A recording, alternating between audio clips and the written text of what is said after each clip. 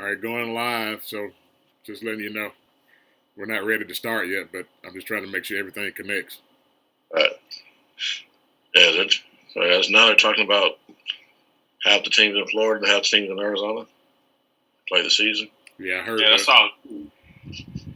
That'd be interesting. No fan. I was just about to say the same thing. Well, people are going to be sneaking in the stadium. But, true. Or trying to, anyway. Right.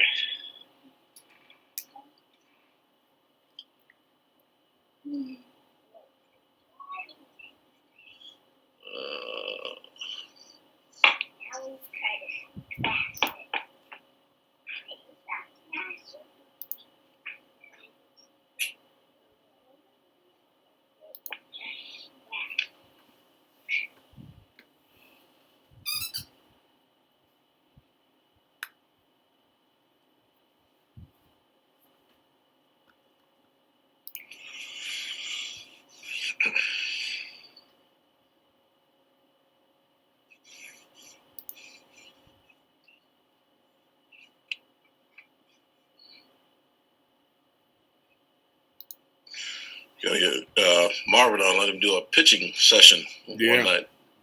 I know his birthday week, so he's been out partying.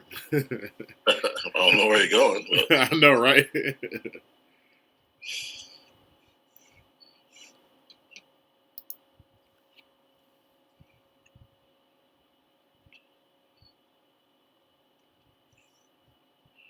I had a workout today with Tamar and his brothers. Oh, yeah?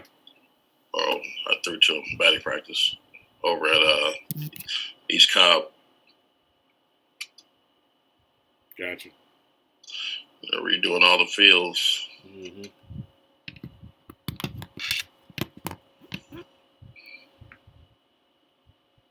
They still have fields open out there? Well, it's privately owned. I think what they're doing is they're allowing like individuals to come in if they want to throw or take some ground balls or hit in the cages. They're letting them do it. They're not doing any organized stuff over there. Yeah, we can't even go to the park out here. Right.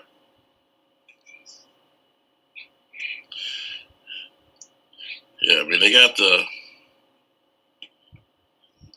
word, but it's they're kind of loose with it out here.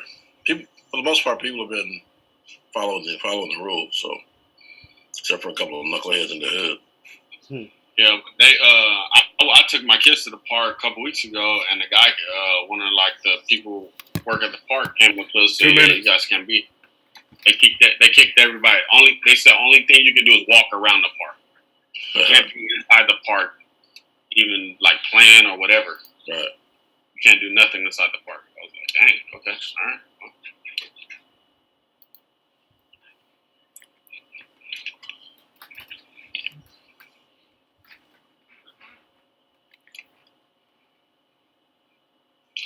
Yeah, I actually just went to the grocery store. It was no big deal.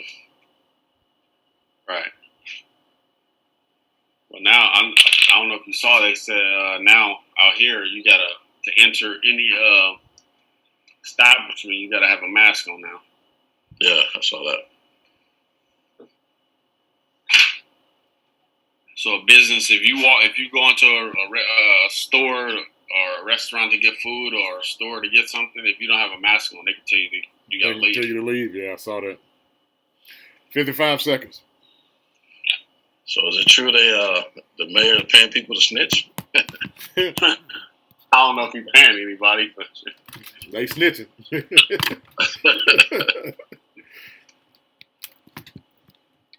if he's paying people to do it, I get anonymous. You up in there like, hold up. At the store right now. they open. They got people eating inside. I need a couple of dollars. My side hustle going around, driving around, telling them. Yeah, I know, right? 17 seconds. That's funny.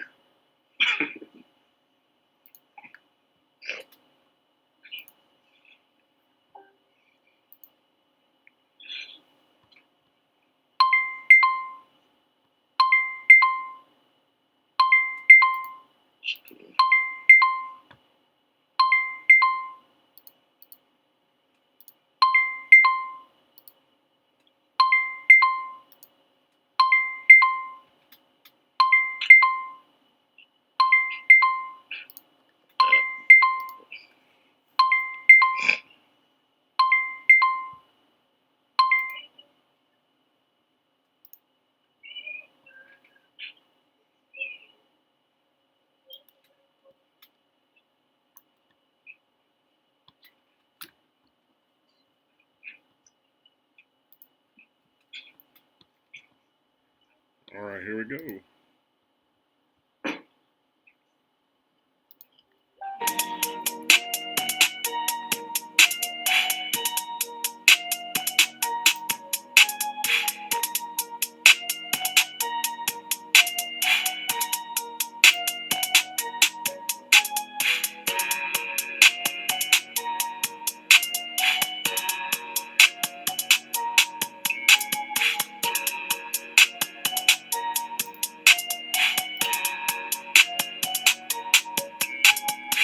Ladies and gentlemen, you have now tuned in to the #1 podcast in the country. Rising, baby, rising. Here we are. Welcome to the We Play Baseball Podcast, ladies and gentlemen. I am your host, Rob. As you can see, we got everything running pretty smoothly here. We're pretty much right on time with everything as well. The things are syncing up pretty well today, guys, so it's not really a big delay. So we're good on that. So first off, let me tell you guys a little bit about the podcast. That way you'll know what's going on, what we do, how we do it. I messed up on that one, but here we go. There it is. All right. So this podcast is designed to provide parents, players, coaches out there with information regarding the great game of baseball, what's going on at the collegiate level, all the way up to the professional level. So we try to bring great information. That is the bottom line. So I'm getting text messages as we're talking. So I guess people are starting to get a hold of everything. So let me tell you how you can actually contact us. Here's the info window. Best way to contact us, I did a few minutes of this last night. Best way is to text 334-249-2290, or you can tweet us at WePlayBaseball. Again, the best way to text it, the best way to reach us, to ask questions to our guests is 334-249-2290, or tweet us at WePlayBaseball. Ladies and gentlemen, now that I've done that and we've gotten all that ready, fellas, it is that time of the day that I introduce my panel and let them introduce themselves. Give a round of applause for Andrew Toussaint and Carl Nichols.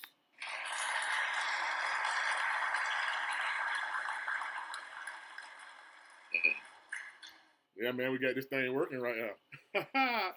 Andrew, if you would, go ahead and kick off. Tell everybody a little bit about who you are, what you do, and what you bring to the table, followed by Carl Nichols, and then I'll go last.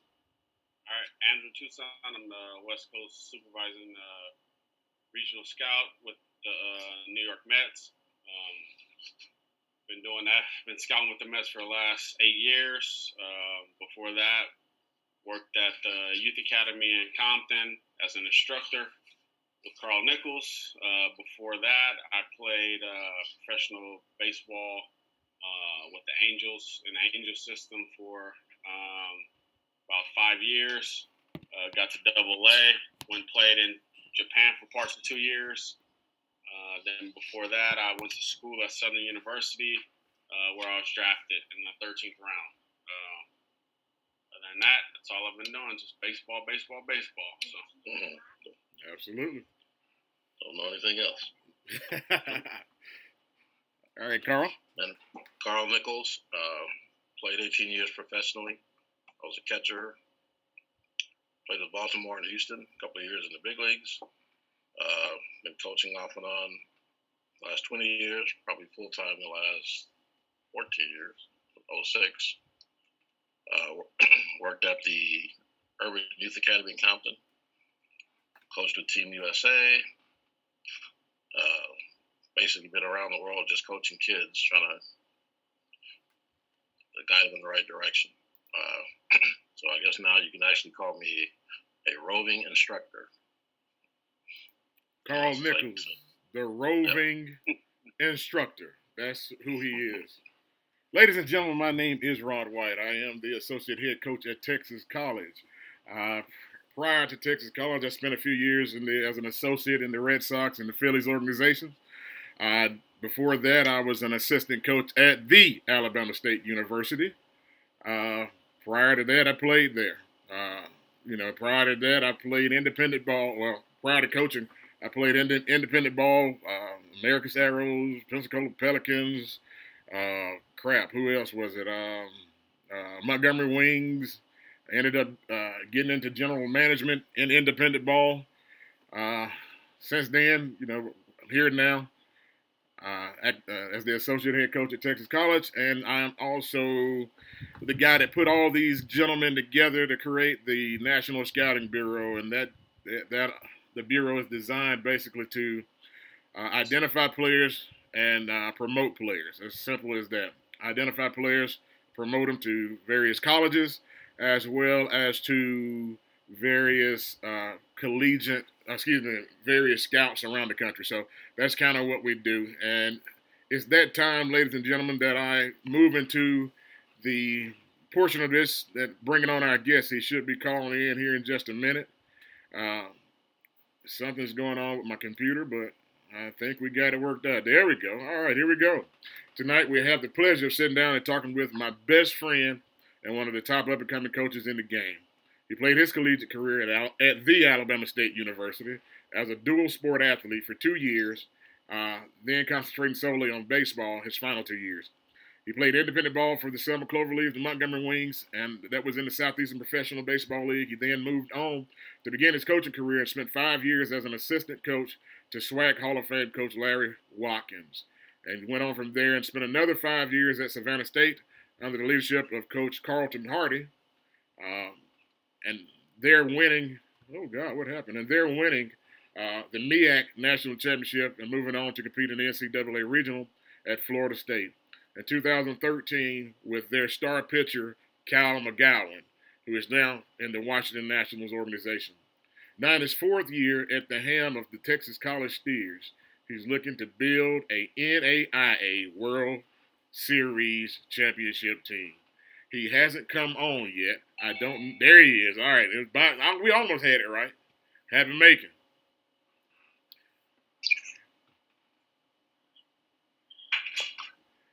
Coach Macon. Can you hear me? Yes, sir. Welcome to the We Play Baseball Podcast. Happy T-Mac Macon. How you doing, sir? Man, you just gave out every alias I ever tried to use in my lifetime. Well, I only know all of them, so that's the deal. So what's going on, brother, man? Talk to us a little bit about what's going on with you right now. How you holding up during this pandemic? Man, I'm holding up the best as we all could right now, man. I'm trying to follow the stay-at-home order as best as I can, but man, I'm moving about probably more than what they would like me to do because I just can't sit still, man. I feel you. Completely understand. So I just Go ahead. I said, you saw my post earlier when you said, would you rather, after the coronavirus pandemic's over, would you rather go to a beachfront property or what was the other choice? Beachfront property or go camping. Yeah. Yeah, and I showed you what my beachfront property was. Baseball field. Standing behind home plate, looking at the sand and calling it the beach. I got you. I saw it. But unlike the old days, the field we played on, the infield is not a beach. Right. That's true. That's true. So, dude, let's go this route. I know I gave you a synopsis of your background to everybody, but in your own words, tell us about Happy Macon, who you are as a man, who you're trying to be, what type of program you're trying to build. Just tell us about Happy. First off, I have to give a thanks to the man above, God. At a time in our life, you knew me back in 2003, 2004, when I was trying to figure out what I wanted to do, if I wanted to keep chasing the dream of playing ball. And Coach Watkins took me under his wings and told me a couple of years later that I could coach with him at Alabama State. And ever since then, man, I've been bit by that coaching bug. Because at first I was scouting and I was loving that life, but once I got into that coaching, man, I couldn't turn back. And being up under a guy like Larry Watkins, you learn a lot. And for a guy like me, which I was a feisty guy, I had an attitude, and being under Coach Watkins, which was a humble individual, man, it kind of changed my life. It changed my life and the way I approach things. And all I can say is thank you for the road that he put me on, because if it wasn't for his guidance, I probably would have been thrown out of 3 times, 4 times the amount of games I've been thrown out in my career because I'm just as fiery as a coach as I was as a player, and my players know that. I have their back thick and thin, but Coach Watkins really showed me how to coach a group of guys, and then he also showed me how to coach the individual ball player. Also, he wasn't a cookie cutter type coach. I'm just gonna put it out there. He had some guys that we would consider gangsters. He had some guys that were preacher kids, and he knew how to mold that whole team together.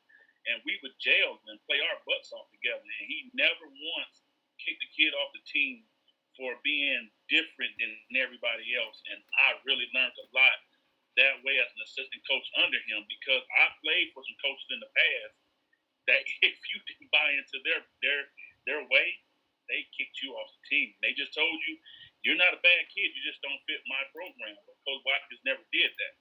And when I had to move on from Alabama State to Savannah State, Coach Hardy was a very big time disciplinarian. And so there I got to actually exact my craft on coaching more so than being a disciplinarian, man. And that's where I started finding my way around the different ways of coaching, pitching and hitting, and I worked a little bit of infield there, and it was just because I was big on pitching, and so Coach Hardy helped me keep going in the game when Alabama State moved on, made that hire with Mervell Melendez at the time, and we was able to do a little bit of winning at Savannah State, and then I met Coach Stanley Stubbs there, and when Coach Stubbs went out to Texas College, I actually had a little spat with illnesses there. If you remember in Savannah State, right. I was in and out the hospital. I had found out that the sand gnats there, they were causing a major reaction in my body. So I really had to figure out a way to stay in the game. I didn't want to quit on Coach Hardy, but when Coach Stubbs knew what was going on, he offered me an out to come out to Texas College. So I actually was going to move to Florida, but then I ended up going to Texas College. Excuse me. And then he got the job at Lane College like the 6th day I was here. And I had just moved family out here, and we were getting ready to sell it in Tyler. He's like, hey, let's go to Lane with it. It's a real good city up there. I'm like, I can't just up and go out there, man. And so I ended up staying here and got a chance to speak with the AD and the president. And ever since then, it's just all been history from there. But like I said, the history that I have been a part of with Coach Hardy and Coach Watkins, man, I cannot ever wish I was anywhere else other than those two places under those two gentlemen, because it really did help me mold who I wanted to be as a coach. Right. And it wasn't always an easy road. There were some turmoil, not as per se working for them, but it was just ways of trying to win and recruit. Because when you're at Alabama State, which people look at Alabama State now, that was not the Alabama State we coached at. That's correct. We were a total different program, administration. We had no money. I just want to let everybody know that. We had no money. What they have now is Beverly Hills Billy type money.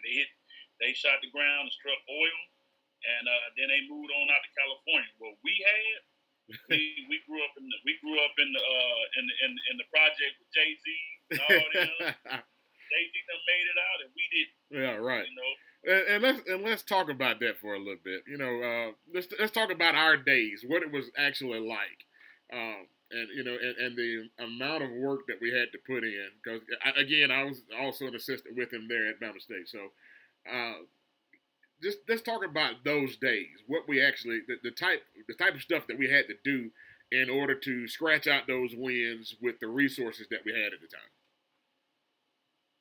Well, at the time, let's just say, I never complain about anything. Right. I don't care if I have the best field or the worst field. I don't care if I got the best 35 or the worst 35 ball player. I'm going to coach my butt off. And with that being said, the resources we had at the time, let's just put it out there. We shouldn't even been a college baseball program. Right. We were able to recruit some ball players that could come in and compete in the SWAC and help us with midweek competitions. But the resources we had, they bought into the program because of what Coach Watkins had to offer and what his assistants believed in him about. So we didn't have anything to offer at Alabama State. We practiced at Bellingraph my first year. Bellingraph was, 210 feet down both left and right field. It was 305 feet up center field. If that distance, you can't rate a college baseball team on that field. Then we had the baseball field on wheels. We had an old van that had no brakes. Let's just put that out. They had no brakes. You drove it at 10 to 15 miles per hour and you coasted to the next light. Right. You knew you were gonna be able to brake. And but that's how we transported the young guys that stayed on campus.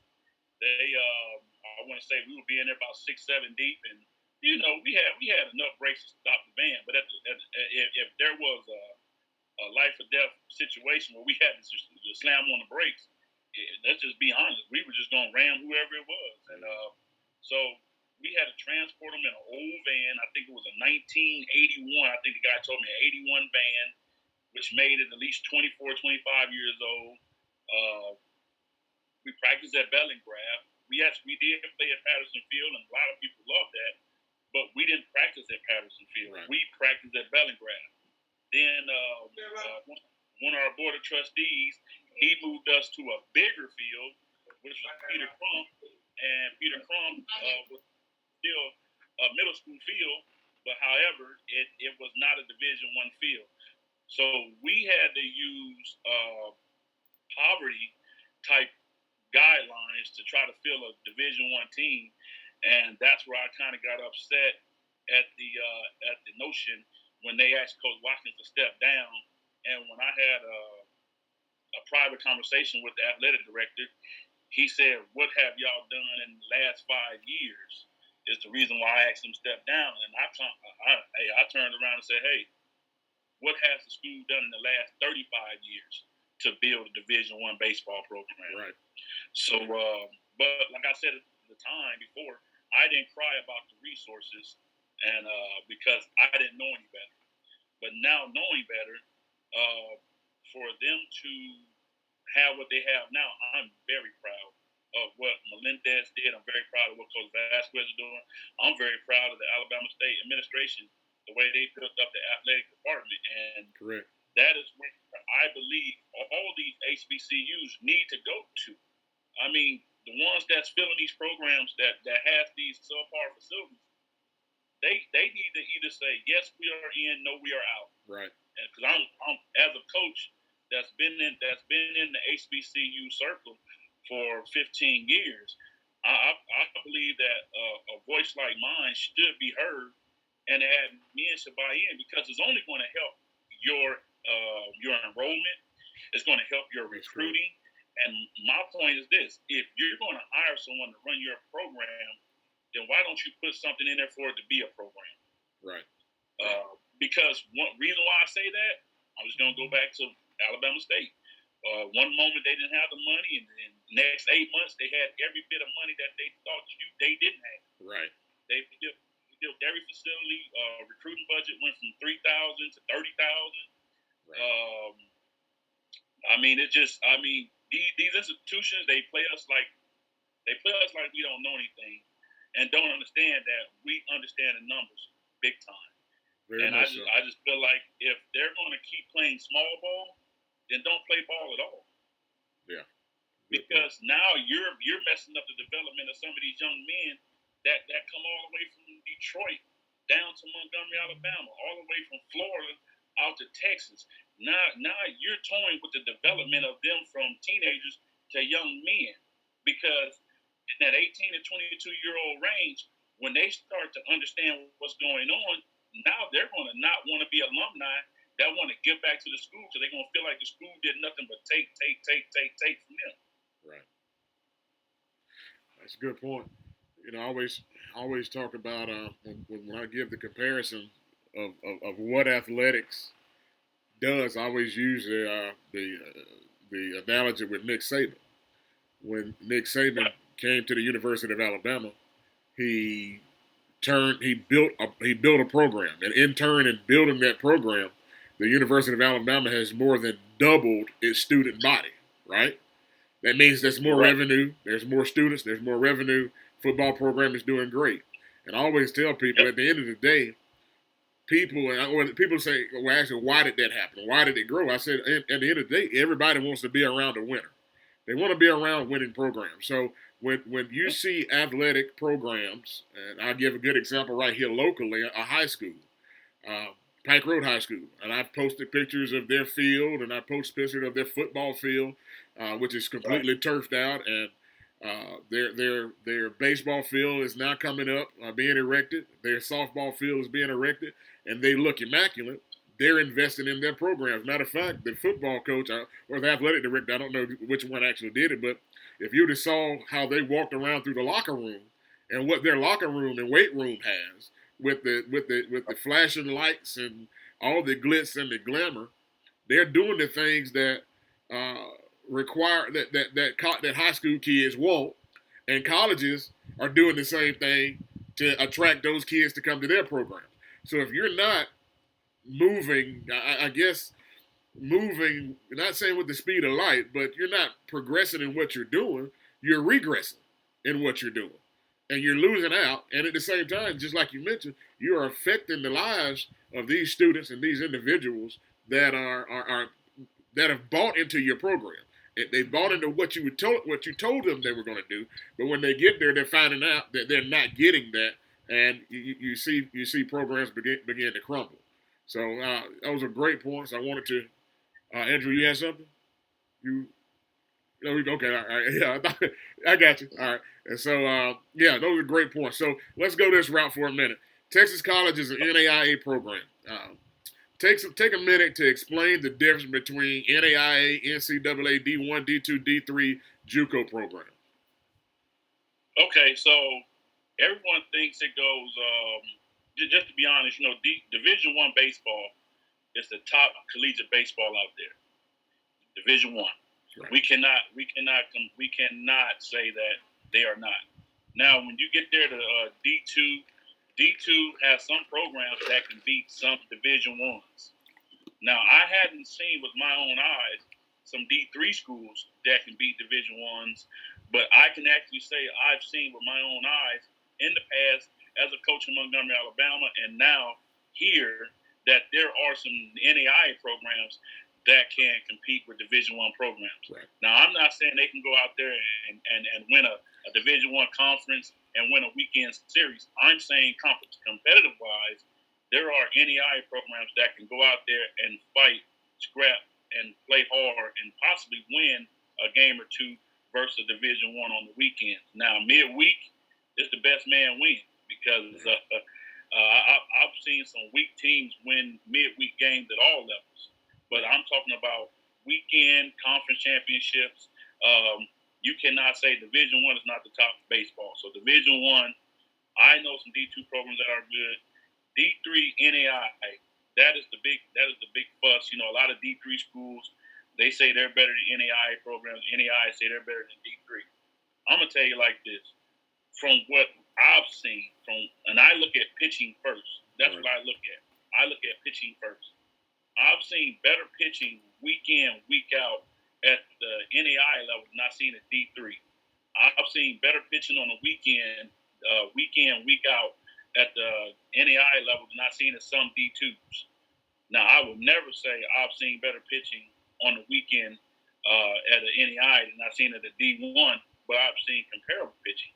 Right. And I can say that because in our conference alone, and we're not even the top NAIA conference, you got schools like Oklahoma City and USAO and all those schools and Wayland Baptist, all those guys in the Sooner Athletic Conference, they're running guys out there that's 90 plus every game.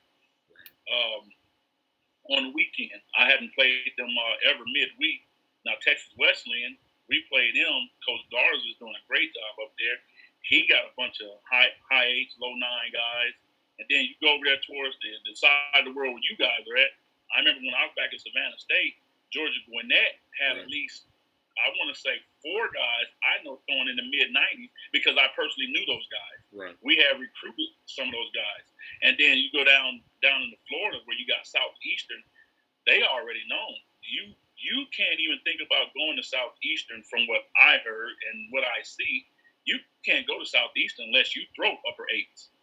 Right. You're not going there. It's just like a Division I program. And then they had a closer, I want to say, if not last year, 2 years ago, that was throwing 98.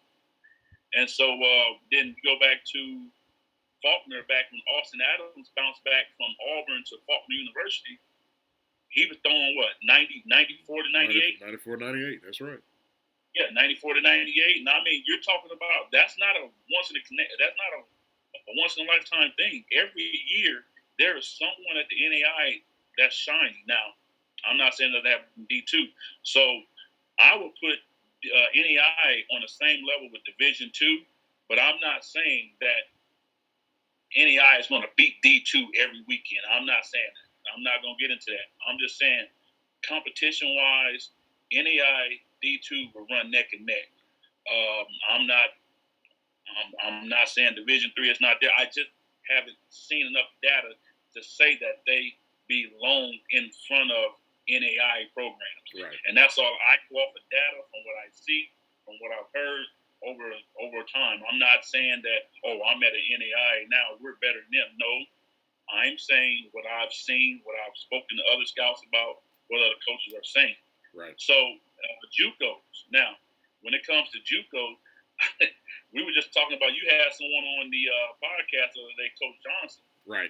I mean, he runs one of the best programs. When I was in the Southeast, Chipola, St. John River, that one school in Georgia, they turned into a 4-year now. Right. Was it? I forgot the name. Middle Georgia. Yeah, Middle Georgia. Right. Yeah, Middle Georgia. Yeah, Middle Georgia. And then you had the Florence Darlington Techs. You had the school Spartanburg Methodist that was up there in South Carolina. You had teams that had D1 guys every year, major D1 guys. So when it comes to a competition level, it's hard to put JUCO in there because you're talking about freshmen, sophomores, versus juniors and seniors. Right. However, I'm not going to say Chipola can't go out there and compete with Florida State if they want to. Right. Because Coach Johnson, he does a great job, and most of these, like Stan Jack. I mean, if you remember Stan Jack, yeah. Stan Jack I want to say 2 years ago, they had 8 pitchers drafted. Right. And 2 of them didn't even throw over 10 innings in a game. Right. Yeah, one of them even threw 5 innings. He threw a bullpen for scouts and got drafted like in the 20th round.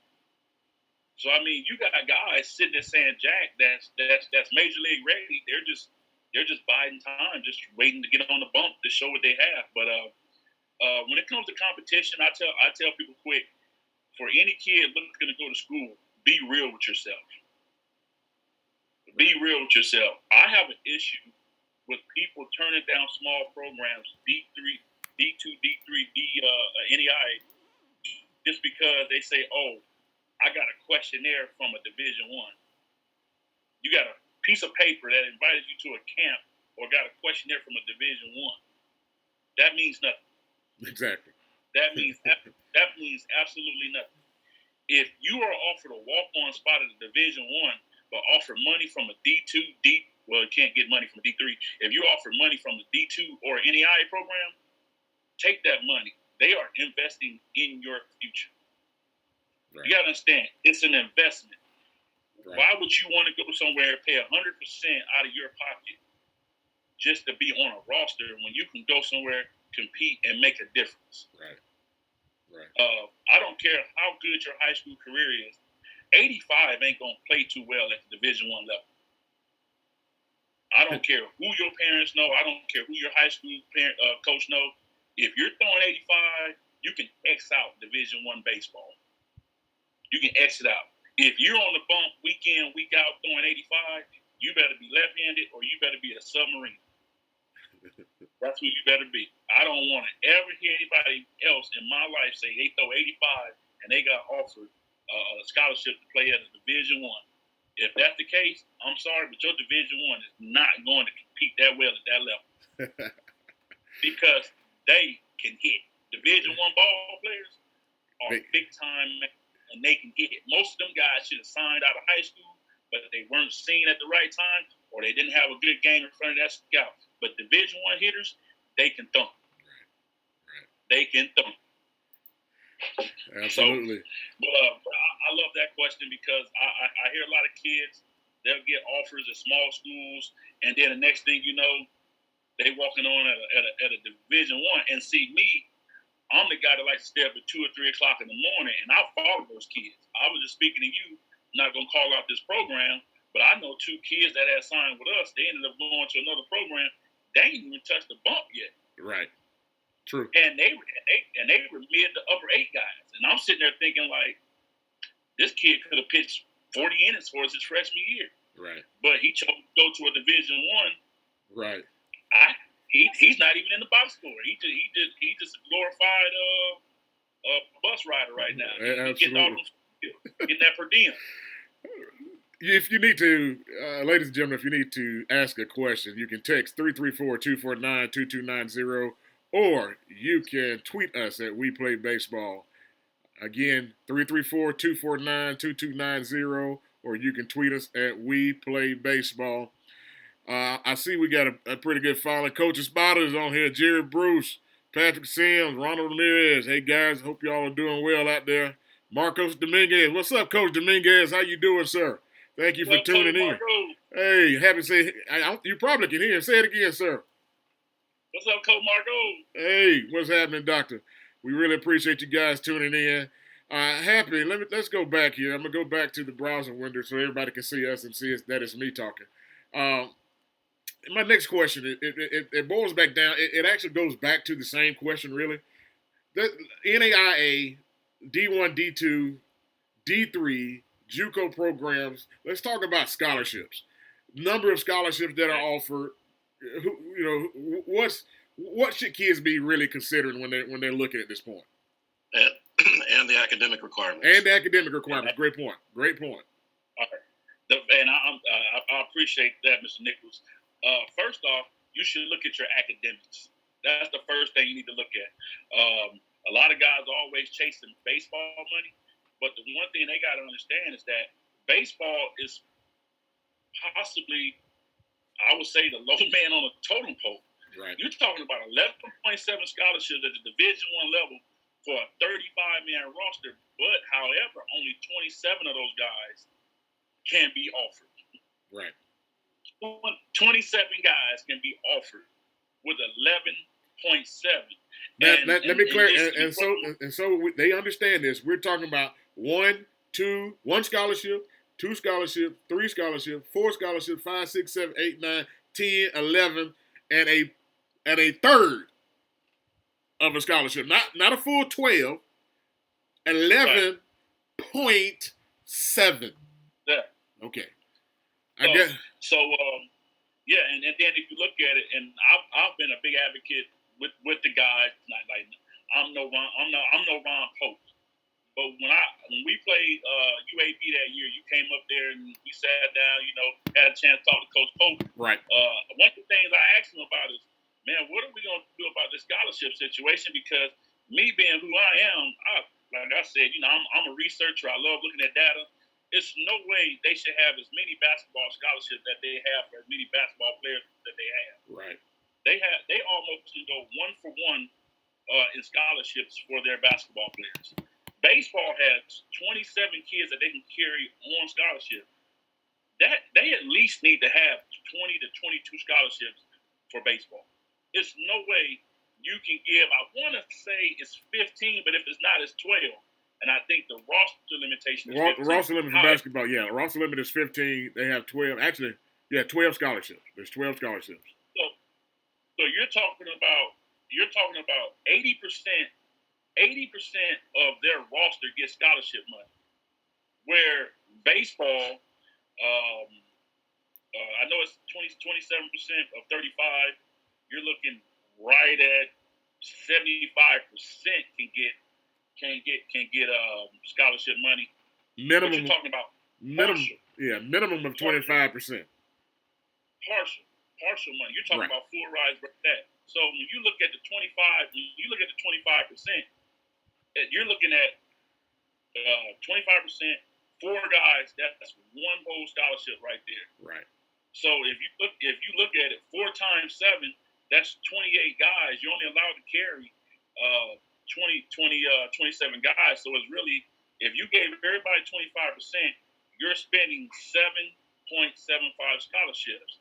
And then that's where you can come in after and give more money to, I guess, your number one guys, your dogs. But at the same token, baseball is really spending too much money out there compared to other sports. Football at the D1 level, they have 85 scholarships. Mm-hmm. It might have went up since I played. They had 85 scholarships. Mm-hmm. And then I want to say softball had 20 scholarships at one time. So that's why I'm saying baseball need to be, they need to reevaluate that and give more money. Now, D2, I don't know the actual scholarship for D2, but at the NAI level, you get 12 full scholarships, 12. That's what the NAI say. Some institutions don't even offer baseball money, or they offer limited baseball money. So, however, that's why I tell the guys, they need to look at academics first, because at most schools, if you graduate with a 2.75 or a 2.8 or higher, you do qualify for some academic money. 3.0 to 3.2, you can almost get 75% of tuition. If you have a 3.3 or higher, sometimes you get your whole tuition taken care of. Now you have to just pay for your room and board. However, 3.5 to 3.75, you start looking into the 60 to 70% percentile of scholarships, and then anything that's 3.85 above usually constitute presidential scholarship, and they usually, I know at certain schools, it wipes out your whole bill, and sometimes they put incidental money back in your pocket, meaning you might get a $750 check in the fall, $750 check in the spring, and those are for you to buy your supplies so you can maintain your high academic status. Right. And that's why I say look at the academics first, because if you can get, I tell guys, if it costs $20,000 to go to school and you have a 3.3 and your tuition is right at, let's say, $12,000, and then room and board is $8,000. Let's say you get your tuition taken care of, that's $12,000 you don't have to worry about. Right. So if you got a Pell Grant, and I think Coach Espada has schooled me well on Pell Grant nowadays. Right. I want to say you around full Pell, you get $6,500, and if you get, so you got $8,000 left in the pot, and if you get $6,500 in Pell Grant, that means you done took away your tuition, you had an $8,000 balance, you got $6,500 in Pell Grant from full Pell. Now you got $1,500 to worry about. Now, how do you pay for that extra $1,500? You either can get a baseball scholarship, or you can take out a minimum student loan. And like I tell people, student loans is not bad debt. It becomes bad debt when you don't pay back your money. Right. And when you graduate college, you have 90 days to set up a payment plan. And if you get that taken care of, I don't know what they're paying now, but back when I was in college, you could pay $40 to $50 a month. Right. $40 to $50 a month, and if you go to a school and say you take out $50,000 to go to school or more, you paying $50 to $60 a month to pay that loan back. That's nothing. You ain't gonna ever be able to buy a car for $60,000 and pay back just $50, $60. Right. And stay in the good graces of the loan holder. So what I tell kids is that a lot of kids, I don't want to take out a loan. Well, don't look at it like that. If you look at it negatively, you're always going to find a reason why not to go somewhere. Because it's hardly you're going to not, unless you go to a JUCO. Yeah, unless you go to a JUCO, or you have high academics and go to a D3, you're going to pay some money of some type. Right. So coaches, go ahead. Huh? Coach Espada is messaging us. He said, D2 is 9.75 scholarships, and he said the full Pell Grant is $6,195. So $6,000. So then you got if you say $6,100, you got $1,900 left over. Right. So there it is. Now I didn't even know. I thought D2 was at the 12, so they're at 9.75. 9.75. So you look at my buddy Coach Wood down there at St. Edwards. It costs $61,000 a year to go to school there. Yeah. So they are competing with 9.75 scholarships. Now, I'm pretty sure as I get off the phone, I'll call him, and he'll probably tell me they don't even have 9.75 scholarships. Right. So they're at the D2 level, $61,000. Good grade. How much money are you paying to go to St. Ed's? Oscar is filling up the screen here. This is Coach Espada. He's our assistant as well. He's an assistant coach with us at Texas College. He says 3.8 GPA and a 1060 or a 23 on the ACT, 1060 on the SAT is full tuition scholarship at Texas College. That's what he did. He just texted that. So. Oh yeah, I wasn't talking about our institution. I'm talking about nationally. Right? Yeah, I know. I got on here to talk about Texas College. I'm actually trying to inform folks nationally how they need to find a school, because so many people, especially parents, they're being lied to. They're being lied to, and these recruiters out there need to stop lying, folks. That's one thing they got to stop doing. Quit lying to people. Yeah. Quit filling people's heads up that they're going to come to your place and play, because they're not. Quit telling them you're going to take good care of them, because you're not. If for one, at the Division I level, it's a NCAA violation for you to even walk into the office of admissions or financial aid and talk for a kid to get something. Now you can have a liaison with those officers, but you can't walk into them offices and say, "I need this kid to get this scholarship." You can't that's called institutional control. So quit lying to people and tell them what you can do for them, and then when you don't do for them, they stuck in the situation that they don't want to. Right. And that's one reason why I like the NEI level. Kids can transfer when they want to. So we can take in a kid that's in a bad situation in the middle part of the year. We can take a kid in at the end of the part of the year. However, that's why I like what's going on at Texas College, because we're able to retain our players. And with the open transfer rule for NEI, I'm sitting there every at the beginning when I first got here, I was always worried who is leaving, why they're leaving, what are we going to have. But with us being able to retain our roster, I'm very proud of the staff, of the way we keep in contact with our kids and able to keep those guys there. That means we're talking with our parents, we're talking with our players, and that's what people need to focus on. I'm not telling them to come take college, but you need to vet these programs. Yeah. Quit jumping because someone else said, "Oh, they're good. They're good." What was good for them is not good for everyone. Right. And people need to buy it. Just because that was like a Cadillac over there and you want to be put in a Cadillac, guess what? Once you buy that Cadillac might go up on you in the first 10,000 miles. Now you don't like Cadillacs. I hope the Cadillac people ain't listening to me. They're going to probably be mad at me. But Patrick Sims said here, it's what you do in the summer leagues with the Wood. So Division II or III don't mean much. Got to be on the field. And then I got another question here, Coach. I'm going to kind of change it. What was that again, Coach? He said, Patrick Sims says, it's a statement, not a question. It's what you do in the summer leagues with the Wood. So Division II, Division III don't mean much. Got to be on the field. Right. So, mm-hmm. So kind of change the subject here. I did get a question in from somebody listening from a 682 area code. So here we go. I'm going back to this window before I actually give it.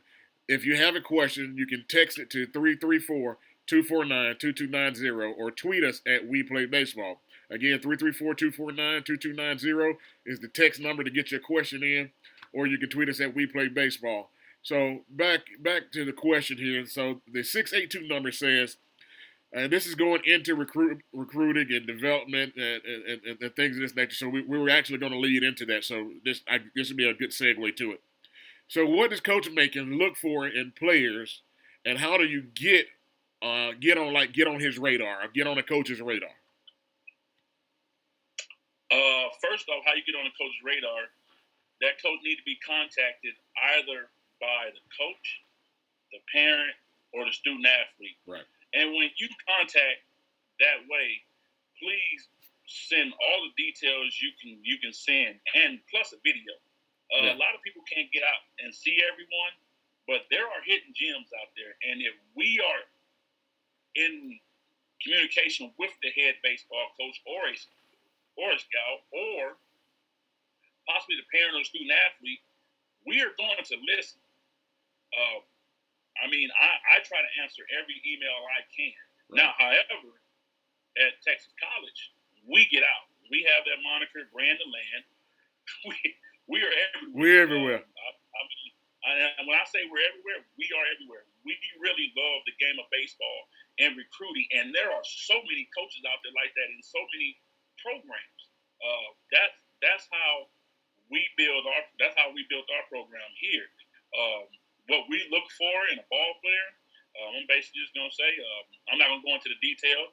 Our coaching staff understand what it is that we're looking for. We try not to run a meat factory, meaning we're not trying to bring guys in on top of guys, but we do have to compete at a high level in the Red River Athletic Conference. So we do trust people that do call in and talk to us. So just like right now, we got Tucson on the line, we got Mr. Nichols on the line. If I got a call from one of those guys and said, hey, you need to look at this guy, guess what? We are looking at that guy. I'm not the coach that say, or Coach Espada, Coach White, Coach Wright, or anybody. They are not coaches that say, oh, he can't play for us. Trust me, if Tucson or Nichols or any other credible source said, you need to take a look at this guy, guess what? We're going to take a long, hard look. And if one game he didn't perform, we're going to see game two. If he didn't perform game one and game two, we're going to ask you guys what it was that you saw in him that we need to be looking for, and then we're going to go back to game three. For a kid not to get an invite after communication with our staff, I'm just going to say he just don't have it. And we don't run charity cases at Texas College. We compete on a high level. Now, it's funny, I had a long conversation with the MLB scout the other day, and I was trying to talk about Cam Phelps. I really believe that was a golden nugget that fell into the previous coach Stanley Stubbs. It was a golden nugget that fell into his lap, and I tell them all the time, if Cam Phelps was at a Power 5 school, we wouldn't be sitting here talking about when is a good time to sign here or draft him. He is a 5-tool guy. He doesn't possess the power tool, but he flashes home run power. For a guy that has a plus speed, plus arm, hey, when he first came into this program, he didn't have all that. That's where the development come in, coach. And he had the speed, he had an arm, but over time, he has developed that. And guess what? That guy had to be recommended by someone, and someone had to recommend this program to him. And people don't understand that if you want to go somewhere, you have to communicate with them through the proper channels. And if you send an email and you didn't get any correspondence, 9 out of 10 it either went to spam, or you have to be honest with yourself. Are you a guy that can play in that program? Absolutely. Emmanuel Jimenez says, hashtag brand the land, baby. Brand the land. I have a question. This is Drew. Yeah. I have a question. So, me being a scout, and then I look at it like, scouts and, D1 coaches are kind of looking for the exact same type of impactful player for the most part. Right. Being on the outside looking in at, the different division levels, when do you guys start your recruiting? Because, on the D1 level, these guys are, some of the big schools are, they're committing kids in the 9th grade, 10th grade. Where do you guys start with your commitments? Do you guys kind of wait till all the smoke clear and see what's left of the best of what's left? Or are you going after guys early like that too? It's something that I haven't understood yet. Okay, so this is 2020. So right now, just speaking for this spring right now, we were focusing on 2020s and 2021. Right. We don't wait for let me just talk about Texas College. I can't really talk for everyone else. Texas college staff do not wait till the smoke clears. We are in the smoke, creating the smoke. If University of Kentucky talks to a pitcher today, we're going to probably have some concessions to University of Kentucky. Let's be honest. We're not about to get into a bidding war with them. But at the same token, we still going to communicate with that young man, because if something was to happen at University of Kentucky, that young man's going to be looking for a place to go after that. So we get after 2020s, 2021s. Now Coach Espada, he gets out. He sees a lot of, and Coach White, they see a lot of good young guys, 22s, 23s, and they'll text me, hey, I seen this 2022 guy, and I'll sit there and be like, I had to wake up to look at a 2022 guy. I'm looking for a 2020 catcher, but no, these guys, they really get after it. We really don't set a parameter on saying we're not looking at 2022 guys, because here in the state of Texas, I work with Team Texas, I see them as young as 8th grade. And I have those parents asking, oh, well, what will it take for us to get to Texas College? And I'm sitting there looking like, you're a high-level 8th grader. You're going to be at the University of Texas. But I don't tell them, oh, you ain't going to play for me. I keep in touch with them. Like, hey, I send them a player questionnaire and say, hey, fill this out. I put you down, and I'm pretty sure I'll see you more with Team Texas. However, let's be realistic about it. If a kid is 2021 grad, meaning he's a junior this year, going to be a senior next year. If he's a 21 grad and he's throwing 88, 89, he's 9 times out of 10 going to either go to a Sanjak level, JUCO, a Chipola, or he's going to go to a Power 5 or no less than a Texas State in this state, because those are your top baseball programs. If you get a chance to get an 88 to 92 arm out of high school, I'm going to say that was real good recruiting. That's real good relationship with that head coach. And the third thing, there may be underlying issue with that kid. And that's where a lot of NAIA D3 programs, D2 programs win at, because not only do we coach the game well, but we mentor these guys well. And that's why I say the lessons I learned from Coach Hardy and Coach Black and from Coach Stubbs, man, it helps me with those type of ball players. So going back to answer your question, yeah, we will get into the early recruitment of a player, but one thing about the NAIA program, some of them can be outbidded in the next year or two. So if you offer a kid in 2021 kid, he can use your bid to get other bids. And I mean, that's every level. But at the NAIA level, you get a kid that, say, University of Houston has very beautiful facilities. If a 21 kid, we see him throwing 85, 88, and we're projecting to be a 90-mile-per-hour arm, we offer him, he'd be like, yeah, no one has spoken to me. Yeah, we're offering, but then I'll also put that asterisk by him and let the other coaches know, hey, I reached out to this kid. But 9 out of 10, we're probably not going to see him on campus a day of our life unless something goes wrong. But we do get after it. We do bump heads with those big boys, because we would be doing ourselves an injustice if we did not recruit those top-level ball players, because everybody can't go D1. Right. And that's my major concern for some of these kids that go walk on at D1s or go walk on at D2. When you can go to an NAIA and you could be a guy, I would rather go somewhere and be the guy than be a guy. Right. I don't want to be a name on a roster. I want to be the name they turn to win that game. So instead of me going to ABC University and being a 25% signee and a bullpen guy the first 2 years waiting on 3 guys to clear the rotation, I may go to a Texas college and be a number 2 or number 1 that first year and maybe win and get 15 starts and maybe be 10-5 as a freshman. Right. I got a question. Mm-hmm. This whole seniors coming back for another year and all that stuff, how has that affected you guys? And are you going to be able to maybe get some of those guys that are transferring from these D1 schools?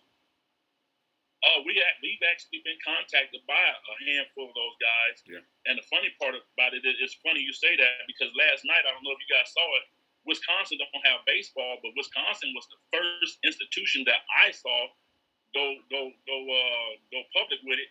They are not granting their spring sports seasons seniors another year. And Barry Alvarez actually spoke on the reason why, and I like I like his explanation. But my whole thing was, if they decide to leave and go somewhere else, is Wisconsin decision still making their year not available at another school? So, but I love the idea that the NCAA and the NAI has given these kids another year, because I'm going to tell you, I was a senior once. And, man, if I had to stop my senior year, that would have hurt me. And I would have loved to be able to come back my next year after my senior year and play with the incoming freshmen.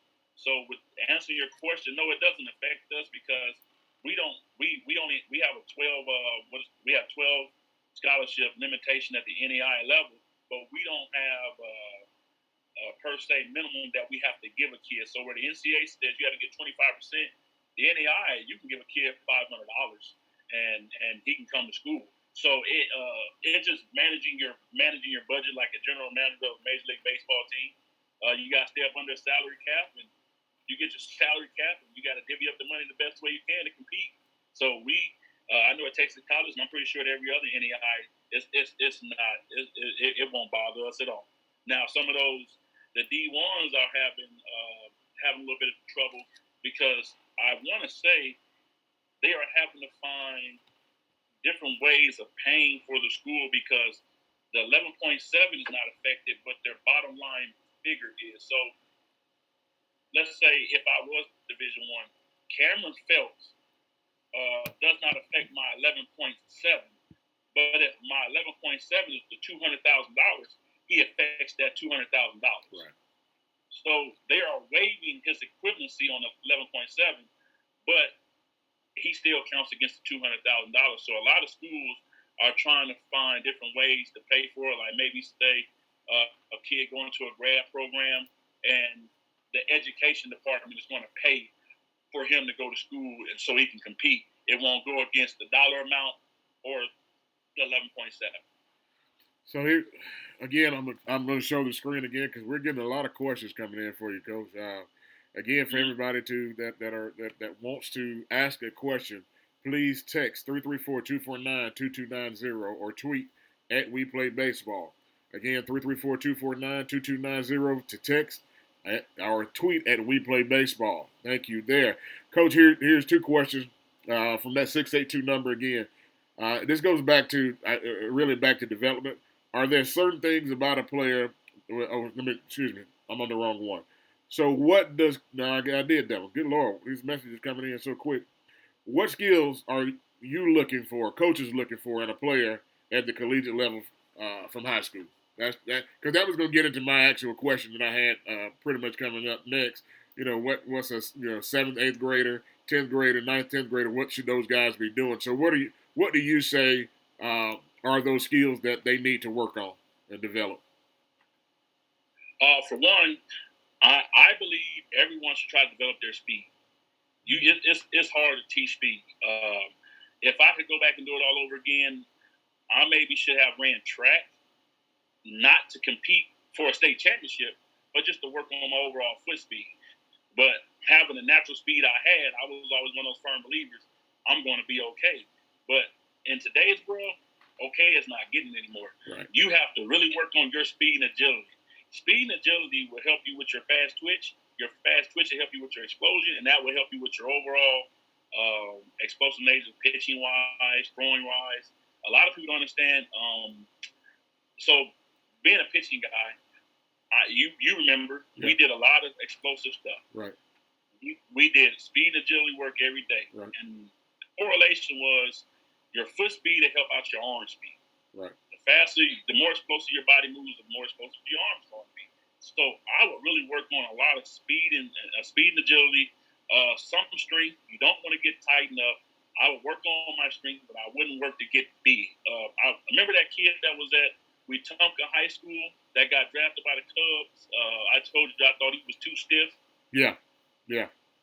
Yeah, something like that. If that kid could do it all over again, take away some of that muscle mass, but build that same strength and keep that same speed and agility, I think that kid would have signed a big contract, because I thought he was too big at that moment in life. He was 17 years old, and he was built like Bo Jackson, but he didn't have the Bo Jackson agility. And but also work on trying to hit the ball as hard as you can. I'm not a big firm believer in all this launch angle stuff, but I believe in hitting the ball hard. A lot of kids out here, they're worrying about how high and how deep they can hit the ball. Worry about how hard you're hitting the ball. And if you practice on hitting the ball hard, trust me, it's going to go. But all this, people working on these different launch angles and all that's fine and dandy. But I want you to learn how to hit the ball hard. Hard ground balls, hard balls in the gap, make it roll, get on the base path, run. Arm strength, you want to build up your arm strength. I think so. Now it's funny. Some kids need a long toss, some kids don't. But you need to throw. And for pitching wise, you need to be able to throw strikes. I don't care how hard you throw. Get a feel for that ball. Right. You got to be able to throw strikes. If you throw 95, you can't throw a strike, you can't pitch for me. Right. I'll take that 85 over that 95 at the NEI level, because I know you're going to throw strikes. We can build velocity. That's part of development. We've done it in the past. The most successful fall that I've ever seen in one spot, 2013 fall, we had a whole bunch of kids. Yeah. We had a whole bunch of kids coming in down to Savannah State that were low to mid. And that's why I love Coach Hardy. He made me become a data guy. I had to keep all that data. We had 13 guys touch 90 that ball. And they weren't 90 when they came in. We had one kid come in that was 79 miles per hour. And I know, boy, if I could just look at Coach Hardy's face right now, back then, if I could recall his facial expression, I told him, hey, this kid's going to be a starter. He was 79, 81. But by the time the season got here, he was 88 to 90. And you just have to see what you're looking for. If you have it, you can bring it out. Now, am I saying every kid that's 80 to 85 can build up to be 90? No. Some people hit their ceiling 80, 85. But when you're out there recruiting, we have to see and be able to project you to be higher than what you are, for us to be able to develop that in you. There is no one person out there in this world that can take you from 80 to 90 miles per hour just because of what he knows. It has to be in your body. It has to be in your body. If it wasn't, everybody would be a Major League Baseball prospect. They can build up to it. But the skills we're looking for is basically, you have to be an athlete. The more athletic you are, the more scouts' attentions you'll get, be it college or professional. You got to have arm strength, because I've rarely ever seen a kid without arm strength get drafted, unless his hit tool was just that good. And then you got to be able to hit the ball hard. That's things that you can work on and try to build up yourself. And like I said, speed and agility. It's good for you to go buy an agility ladder and work on in the backyard. It's good for you to go outside and run. But if I'm going to spend my money on anything, I'm not having a guy teach me how to hit. I'm not having a guy teach me how to pitch. I'm going to have a guy teach me how to run, because some people don't understand the form running. And once you understand form running, your body is going to start to get a little bit faster, a little bit quicker. But that's just my take on it. Yeah. Next question here came in. Are there certain things about a player that would turn a coach off about a player if they were interested in them? Yes, attitude. First thing we look at is attitude. First off, say you're at bat. I look at your body language when there's a bad call. Say you ground out, I look to see if you run down to first base. And then I look at you in the dugout. How are your mannerisms? It's a lot of stuff like that people don't understand. When you're on the mound, you throw a pitch, ball call, you thought it was a strike. Do you get back on the bump, get ready for the next pitch? or do you stand there, stare at the umpire, throw your hands up? I hate that. Do guys do it in my program? Yes. And if you ever been in one of our games, I'm out there chirping at them more than I chirp at anyone else. I hate a pitcher who shows up umpire. Now, yes, I do get at umpires. I do, and that's just how I am. But as a player, I did not do that because I was always taught that someone's watching all the time. When you run off the field, I love to see a kid sprint out the dugout, get that initial momentum getting on the field, and then you just coast to your position. I can't stand a kid that walk out, then jog out there. And then I saw a tweet the other day. I forgot what coach it was. I wish I remembered. I would love to give him kudos on it. But he tweeted that he loved this kid so much, he stayed after and watched him pick up cups after the game in the dugout. Right. And I was like, wow. Now, I know me. I try to distance myself after the game, but this coach, he said he stayed on the fence and he watched the kid pick up cups, cleaning up the dugout after the game. And I was like, now that is big time because at the collegiate level, you know it, and you guys know it I don't know if you had to do it at the pro level, but I know most coaches would be like, hey, let's clean up before we leave. And, you always see the same 4, 5, 6, 7 guys cleaning up. And sometimes we have to call guys out. Be like, hey, you're part of this team too. Hey, get in that dugout and help clean up. Try to make the guys buy into the whole team concept for everybody to do the same thing, and no one is excluded. So, but just make sure you're hustling off the field. Watch your body mannerisms because you don't have a spoken word, we do look at your body mannerisms, and then just stay within a teenager to a prospect's way. A lot of guys think they're grown. You're not grown, and most coaches don't want to put up with a kid that thinks he's grown. Yeah. I got 2 more questions. Again, if you have questions, the number is 334-249-2290, or tweet us at WePlayBaseball. I have 2 questions. One is going to be specifically for you, Coach, and then the second question that I received is going to be kind of I guess we can have like a roundtable discussion on it. The question says, can you tell me the freshman rule if he does not make the 2 out of 3 criteria to be eligible for sports? First off, we got to figure out what 2 out of 3 you're talking about. So yeah. Let's talk about if he doesn't make the test score. Right. At the NAIA level, you can actually take the test with baseball. Let's first off say that because football starts right away. Basketball starts in October. But baseball, we have a good situation because we start late January, early February before our first competition. If a kid satisfies the GPA but does not satisfy the top 50% of his class and nor the SAT or ACT score, the only thing he can fix is the ACT or SAT score between August and December. So you can actually take your SAT or ACT and become eligible as long as it's on file before the first competition date. Right. And then once he satisfies that, now you have that 2 out of 3.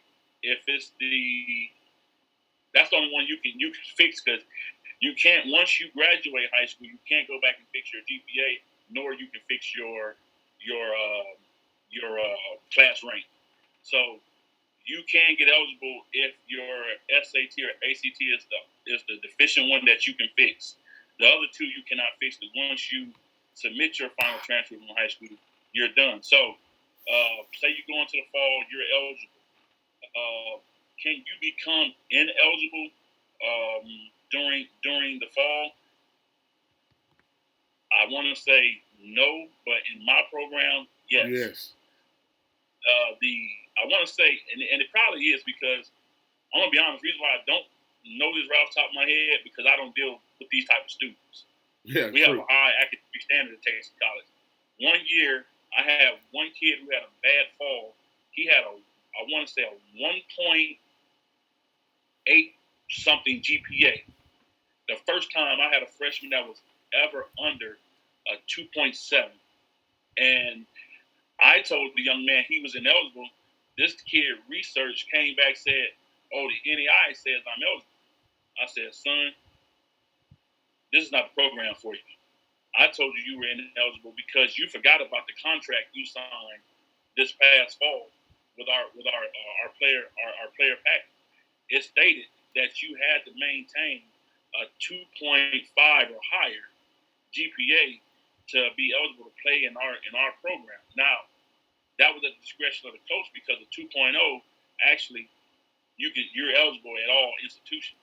But I told this young man, I said the NAI, they have their standards, and then I have my academic standards. Right. So yes, you are free to transfer and play anywhere you want to. But if you're gonna stay at this institution and play for me, you're gonna adhere to my academic guidelines. And that GPA you have, I would be doing you and your family a disservice if I was to allow you to put on uniform and say you playing baseball at the college level with a 1.8 GPA. And I'm just guessing that's what it was. I want to say it was a 1.7 something, but it was a bad semester for this young man.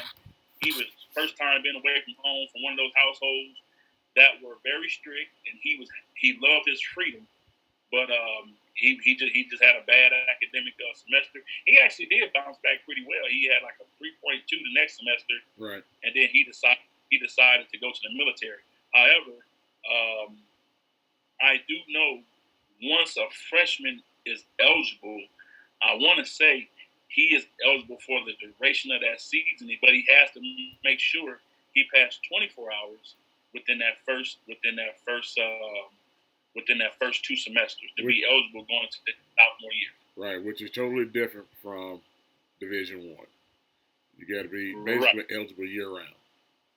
Right. So if now that same kid was if he was at in NCAA Division I, right?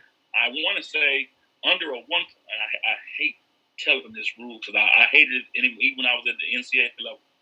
A freshman passed 6 hours with a 1.8 GPA. Right. They're eligible. It's no. I'm not gonna say what I want to say. It's no way that they should be even considered to be able to step on anybody's field under a 2.0 GPA. It's no way. Right. That's just way. That shouldn't even be a part of anyone's program. However, I do know there are people who have played under a 2.0, and if I'm not mistaken, it was a 1.8 after your freshman year, a 1.9 after your sophomore year, and then from your junior year on, you had to have a 2.0 GPA. Right. And but for the head coaches I've coached with, I don't think anyone has ever got a chance to play under a 2.0, and if so, it was kept between that head coach and that young man. Yeah. Because he was eligible per NCAA. Now, no one has ever played an eligible player. But I'm saying per NCAA rules, right.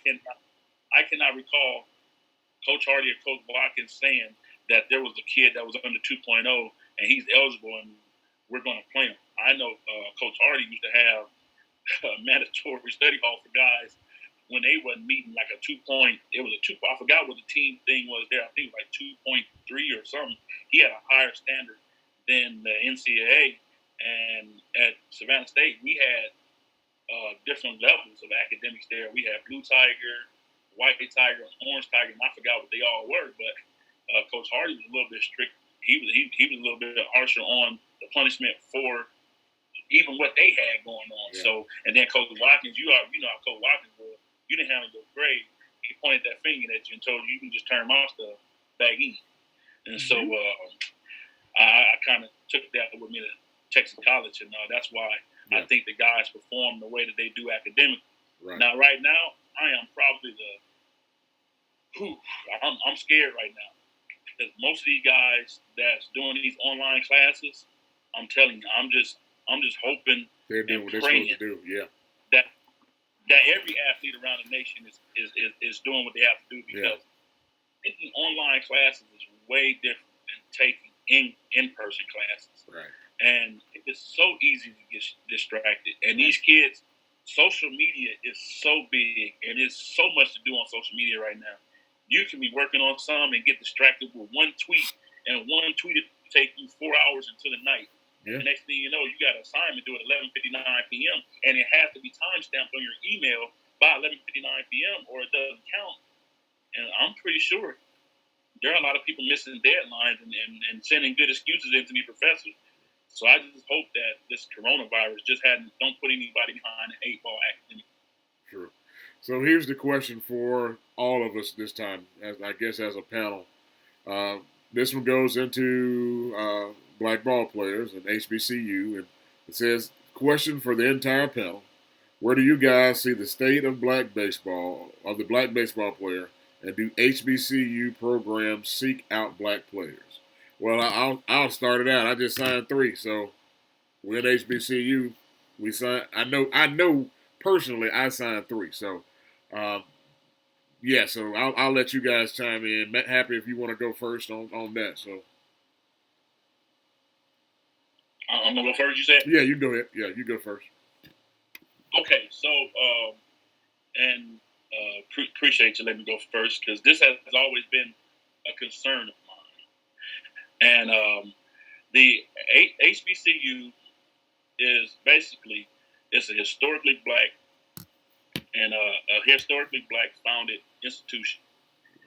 Now, what they have to understand is that every HBCU out there is employing a head coach and assistant coaches that really love the game of baseball. And we can read people real well. I'm at Texas College, and not only do I recruit African Americans, I recruit the best ball players out there. There you go. Yeah. Now, I'm going to tell you, and this is probably going to hurt some people out there, but at HBCUs, a lot of our African Americans don't want to go to HBCUs. And that is hurting me as a coach that have to listen to people asking me, why I'm not recruiting. Why don't you have, why you don't have that many African Americans on your team?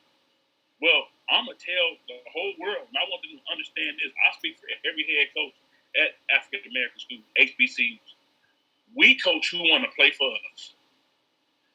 I'm not about to sit here and offer 30 African Americans and only get 2, and then I'm sitting up there missing 8 other ball players. Right. African Americans aren't the only ones playing baseball, and they're not the only ones going to college. And some of our best African American baseball players, they are not going to HBCU. We got a chance. We were fortunate to play against Ricky Weeks. Right. Correct. Ricky Weeks. People don't understand this, but I'm gonna tell the story real fast so they can understand what's going on. When Ricky Weeks got drafted number 2 overall behind Dale Mon Young, right, it was one reason why he got drafted behind Dale Mon Young. Because Dale Mon had a brother named Dimitri. Right. Ricky Weeks was the best amateur baseball player in the world that year. And should have been drafted number 1 overall by the Tampa Bay Devil Rays. But they chose to go another route because of who his brother was. And oops for the Devil Rays. Because I remember what happened that day in the minor league with that umpire. That would have never happened to Ricky Weeks. Yeah, so what am I saying? Ever since then, Ricky Weeks, when he got drafted, there were a handful of scouts that got fired over that because so many people missed out on Ricky. Well, since then, if a kid is even projectable in 2 tools, we ain't getting that kid because whoever is seeing that kid is going to send him to a top-level JUCO, or they're going to talk some of the other Division I into signing that kid. So, in the state of Florida, well, let's say the state of Texas, we have Texas Southern and Prairie View, who are our big dogs. Those are our major Division I HBCUs. Right. I can actually say Coach Rob is a hell of a coach, and I love Coach Rick. He's a heck of a coach. They're not getting the top African Americans out of Houston, Dallas, San Antonio, nowhere. Those guys are not coming to Prairie View, which has excellent facilities. Texas Southern, one of the best winning programs in the state of Texas since Coach Rob took over. But the whole thing about it is we are not getting a chance to sign that kid because Major League Baseball is drafting those kids that should actually be at HBCUs. Those 1-tool, 2-tool ball players that are not going to make it out the minor leagues would actually be at the HBCUs, like it was at Southern University when they had Fred Lewis and Ricky Weeks on the same team. that same team had 5 And Andrew. undefeated pitchers. Huh? And Andrew. Yeah. That's what I'm saying. They had 5 undefeated pitchers and 1 pitcher who only had 1 loss. They beat Tulane and Rice that year. Right. So how did that team get assembled? Those were high-level ball players that were Major League Baseball guys. They were assembled on one team because the scouts who saw them was able to get them under Coach Kadar's radar. And just think, prior to the 2000s, all the top baseball players that came out the SWAC came from Kadar. Yeah. Those kids aren't going into the SWAC and in the MEAC anymore. You remember Terry Stringer's son, Terrell Stringer? Yeah. That kid bounced around to 3 to 4 institutions when he should have been at Alabama State throwing 94, 95 out of high school. 4 different institutions. He should have been at the HBCU. But what people are saying about the HBCUs is what I don't like. So most people have issues with HBCUs because they say they're poorly ran. But when you put that in a kid's mind, that kid is going to end up at a small Division I walking on instead of taking a scholarship to an HBCU and being a superstar. Right. And so what I'm saying is that we're recruiting the kids, but what the people are saying are running kids away. So then what turns over, now they want us to take a Division II, Division III level player and put him on the Prairie Views of Texas Southern. Those coaches aren't going to have concessions just because they can't sign that top kid. So they're going to go sign that non-African American that's 88 to 92, or that can play third base with some gap-to-gap power. And then you're going to start seeing a very diverse team, and then you're going to have certain alumni that's going to say, why we have so many non-African Americans? Well, let's just be honest. The African Americans are not signing up to go to these schools like they used to be. And that's just the honest truth. True. I'll open it up for the rest of you guys. Comments? Yeah, I think a better job has to be done educating amateur players. I talk to kids, especially out west in California where I'm from. I mean, there's a lot of kids out west that aren't even aware of HBCUs. Right. And, because I'm telling kids all the time, why are you going to that school? You can go to the HBCU and play right away. Right. Now, it's funny you say that, Mr. Nichols, because we actually signed a kid out of California, and his guy that trains him and he plays for actually played at an HBCU. And the funny part about it, if it wasn't for me going to a tournament in Las Vegas, I would have never seen this kid, nor possibly would have never got a phone call about this kid. And just because I went to that tournament in Vegas and Coach Stubbs was there from Russ College, we actually saw some African Americans from the West Coast and that actually kept in touch with us about attending HBCUs. And that kid, I want to tell you, I believe he's a Division I ball player. He has top end speed. He has a plus arm. But the whole thing about it, he didn't know that much about HBCUs. And out there out west, most kids look to the junior college route. Right. That's why the JUCOs are so tough in Arizona and California.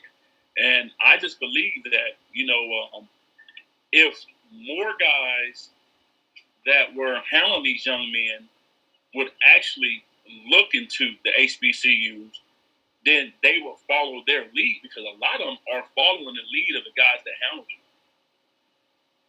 Right.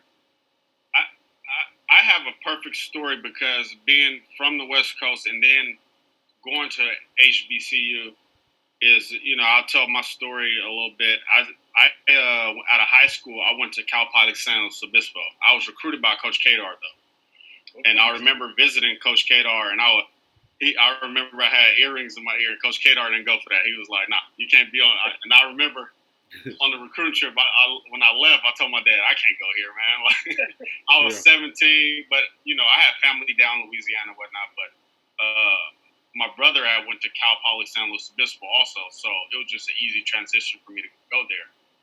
And I tell kids, even today, when I talk about my experience, that wasn't a good decision as far as my athletic career. I should have went to Southern right out of high school. And the reason why I say that, because the parts of HBCUs, the good about HBCUs is playing time, development, the coaches. When I went there, that was a huge thing for me, was just competition level of being around those type of players. It's just different. I remember going there, and I probably out of high school, I was probably like a 7 flat runner. By the time I left Southern, I was a 6'6" run. And that was all because of Coach Kadar and some of the other coaches. After every practice, you got to line up and run sprints. And so I'm racing all these dudes who can run. So it's obvious I'm going to get fast too, you know? Right. Yeah. So I think that's the plus part about it, is the ability, like you guys say, and then just me look from a scouting perspective is, you know, the most important thing is kid getting at bats. We'll find you. You need to figure out a way to get some at bats. I think one of the things that's the negative part to the HBCUs that turn some kids off probably from the West Coast is, you know, just the lack of facilities. Facilities aren't as good as probably where they're coming from, you know, or what they've seen. And maybe the lack of presence from the coaches in those regions on the West Coast actually actively recruiting them, showing up and seeing them at games, and it's not like a long distance relationship, you know. I think those things would be, if we can get more HBCU coaches to come to the West Coast and actually see some of these kids, because I tell you, it's a lot of these kids. I see them all the time, and they're trying to get to the D1. They're trying to go to UCLA. They're trying to go to Long Beach State. They're trying to go to ASU. They're trying to go to these schools. But what I learned was, by going to Cal Poly, I showed up on campus still needing development, even though I was drafted as a 10th rounder out of high school. I still needed development, and when I showed up, they wanted to win. You know what I'm saying? It's about winning for them. So I had a really good assistant coach there who had been in pro ball, named Jerry Weinstein, and it was funny. He told me, he said, "Man, you don't need to be here. You should have signed, because you need to get at bats." He said you need to either leave and go to JC ball or go somewhere else you can get at bats. I left, went to Southern, showed up, and just so happened, you know, it was Ricky's draft year. Right. And I showed up, and boom, I took off and played for 2 years there and tore it up. If I'd have went there out of high school, I think my story would probably be a little bit different. I'd have showed up on campus with Ricky and some of those other guys, and who knows what it would have been, you know? Right. Another thing is, I feel like,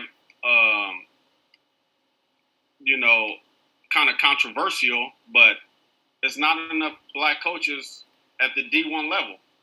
Right. We need to get more black players. We need more representation. You know, what I mean, I'm saying, like, as far as the D1 level, is the they're on the front pages, right?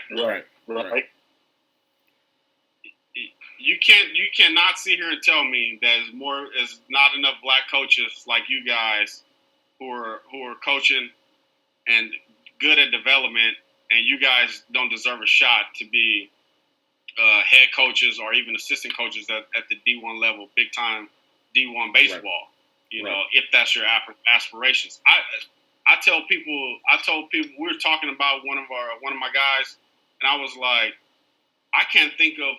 I only know of one assistant on the West Coast that's black. On the whole West Coast. Right. So there you go. You won't, and then so that reflects the amount of black players that you actually even see on the West Coast. True. You see what I'm saying? Yeah. So if we can't get representation from the development piece, the coaching staffs, it's going to be tough for us to get representation at the, on the field. Right. Right. And I believe and I agree with you, Happy, that about some of these kids are signing, and they should be playing at HBCUs, and that's a definite. Some of these kids, they're signing and they should be showing up to HBCUs, but they might be in areas where it's just a lack of knowledge about HBCUs. So the knowledge for them is pro ball. Right. Getting some money in their pocket, getting a full ride, and being able to go play professional ball, and going, showing up and playing. Yeah. But those are some of my thoughts on it. Hopefully, somebody can take something out of my story, and I think the biggest piece of my story is I should have went where I wanted.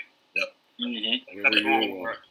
Instead of going to the place that was comfortable and where I kind of wanted to go. Right. Because Coach Carroll was on me, right. And I should have showed up to Baton Rouge when he wanted me there. Yeah. But it worked out. So. Yeah, it worked out. Yeah. It did.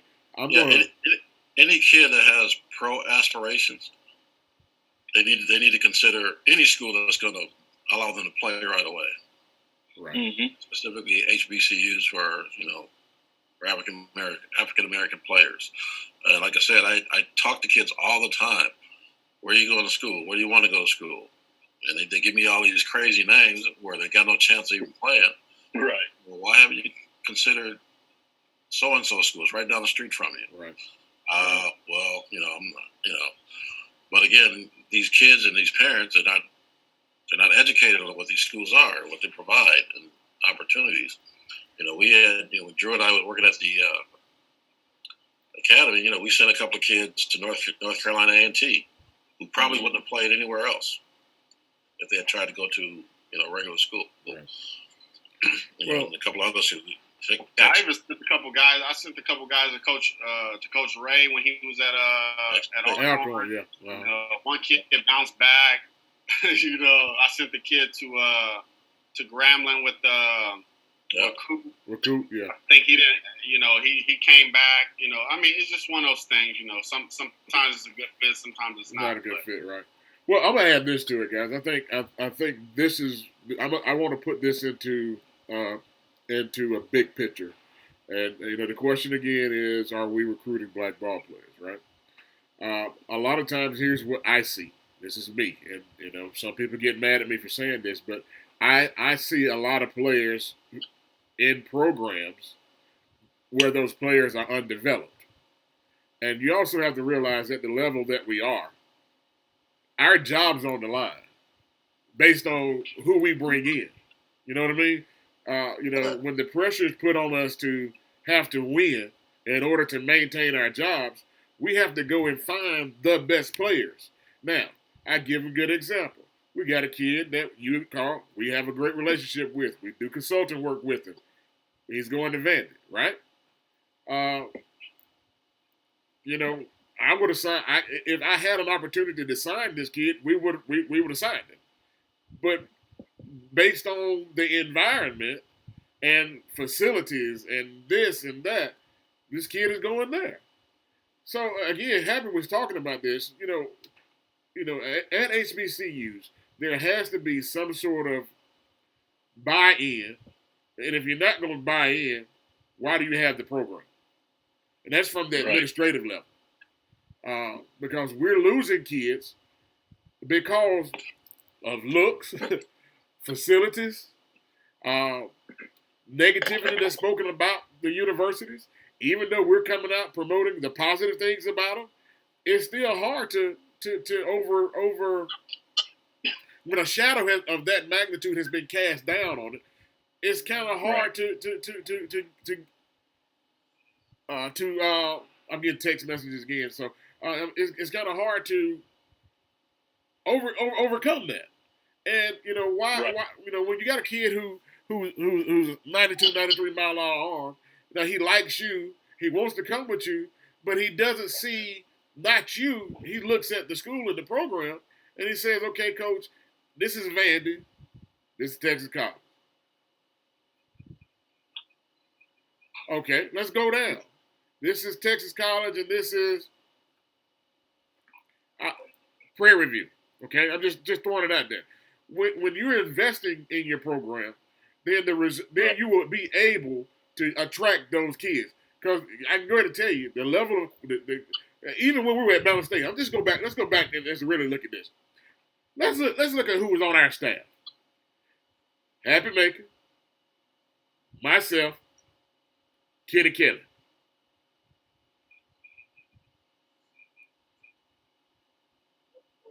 And all we do is develop. That's the bottom line. You had those three people on that staff. And a lot of things started happening, and there was a lot of things that were going great for the direction that the program was headed. But again, that's neither here nor there. But at the same time, the quality of coaching is at these schools. Right. We just can't get – it's hard for us to get a Donye Evans. It's hard for us to get Andrew Toussaint now. Not back then, now. But when we do get the kids like the 6'3", 6'4" runner we signed today, these are kids that we're going to take, bring into a program, and give them the tools early for them to better develop and then get those shots. The kid we brought in today, we're projecting him out and hoping he can be either just as good as Cam was or better than Cam. But he has the tools to do that. He has 5 of the tools. He has at least 4 of them, and I mean 4 solid of them. The boy runs a 6'3". His agility left to right is uncanny. You just don't find it, right? He's hitting. He's a gap to gap line drive power guy, right? He puts the ball on the ground. He forces people the defense to make infield to make plays. It's those type of kids. He's that type of guy, and those are the kids that we're going out to find. Some of them are hard to find. Some of them don't want to come to an HBCU again because of the negativity that's been out there. But you got coaches like us who are out here who work on development, who have your best interests at heart, who not going to snatch you off the field just because you make a mistake and tear down your self-esteem. That's not who we are. But again, to answer that question, that's there's a whole gambit of things. It's a 360-degree outlook that we have to look at when you say our HBCUs doing da da da da da. Okay, so that's just my take on it. I know I can say what Toussaint was talking about was the representation out there as the head coaches. Back when I was in the SWAC playing, the SWAC was 10 for 10 with African American head coaches. Right. They had 10 institutions. Yes, it was. It was 10 institutions, 10 African American head coaches, and the MEAC at the time had 9 institutions, and they were 7 of 9 when I played in SWAC. So you're talking about 17 of 19 institutions were African American Division I head coaches. Melendez was at Bethune-Cookman, and I want to say the guy at Delaware State was a non-African American, but that's when Dr. White was at North Carolina Central, and I forgot who the guy that was at A&T before the guy from Melendez staff took over there. But now you're looking at, you got 9 out of 18 Division I HBCU programs that are African American coaches. The other 9 are non-African American. And what has happened with that, the HBCUs have been reaching outside of the HBCU realm to hire administrators that come in, and they all have the next greatest idea on how to hire people. And when you start changing the face of who's in your administrative offices, you're going to change the face who's out there on the front line for you in your athletic programs. And I know, like I was saying, 9 out of 18. I wish we had 50% of African American coaches out there in the other conferences. I wish it was 50% representation outside, but with the African American ball player coming into the HBCUs, that's going to show you right there. I mean, that's like Tucson said, the representation is not there. And I'm just going to be honest about it. Most of those guys that are non-African American, they're not going to make concessions to go get an African American just because they're at an HBCU school. They're going to reach out for the best ball player also. Right. And that's every coach. Right. But I didn't know it was that big of a turnaround. That's what I was here sketching, because Savannah State was in the MEAC and now they're in the SIAC. But so now, it was 10 for 10 and 7 of 9 in the MEAC, and now you have that was 17 out of 19, but then you have 9 out of 18 now. So I when Tucson said that, I had to start looking at it like, okay, because I think in the SWAC, the first guy I remember non-African American was Coach Shank in Mississippi Valley. Right. That's true. Valley was it. And then after him, followed was it was Coach McCann, right? Coach McCann at A&M. That's right. That after Centenary had went to Division III, he wanted to stay at Division I. Real good guy. I met him. He actually it's funny you talking about the African American coaches out west. Coach McCann got me an interview with USC the year when Coach Cruz was the head coach. The Cruz situation ended abruptly with that NCAA violation. I still don't understand what happened there at USC. I still say somebody didn't want him there. But however, just looking at that representation, like Tucson said, I didn't know it was that many non-African American coaches in the SWAC and MEAC. Right. Not the SWAC. I'm just saying at the Division I HBCUs. I didn't look at that ever until Tucson said something like that. Right. Well, I know we've done a 2-hour show, gents. It's the longest we ever had to do or ever done one, but it was well worth it. I'm still getting a lot of questions in, and guess what, guys? I know we're running short on time again here. So let me just kind of give Coach Macon the floor. Coach, going forward, we got this deal we're dealing with players getting a second, getting an extra year. We got freshman guys coming in. Talk about, in your eyes, in your mind, what the next few years looks like. Particularly 1 and 2. We know that the draft is, we expect between 5 and 10 rounds. That's going to affect, players, and it's going to make some players make some decisions because it's going to create some new opportunity that wasn't there for certain players, for some players, or whatever. What's your outlook going forward with how things are going to go in the future, especially for these next 2 years? That's overall, and not just at TC, right? No, it's overall. Overall. Oh yeah. Actually, I was speaking with a scout the other day, and he was basically saying this is exactly the words out of his mouth that.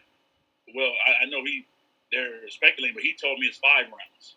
It's right. 5 rounds, and he was saying that's better for some of these small school seniors. Because now, instead of having to worry about getting drafted, now Major League Baseball is going to have a larger signing pool now of guys. So instead of having 40 draft picks and maybe 3 creating signs, they're going to have 5 draft picks and possibly 20 plus signs. And I'm going to be honest, with the amount of guys being retained in the minor league system, I don't think they need to have 40 rounds every year. I think the draft should be about 10 rounds every year. And then I think that's where the scouts do their job. They sign guys that they project are going to be minor league ball players for a while, not just for one season. I hate seeing guys get drafted and they getting cut after one season. That's a waste of time. He should have been in college. Right. That's why I think they need to cut down the number of rounds out there in the draft. But however, the future of baseball, I really think this coronavirus has really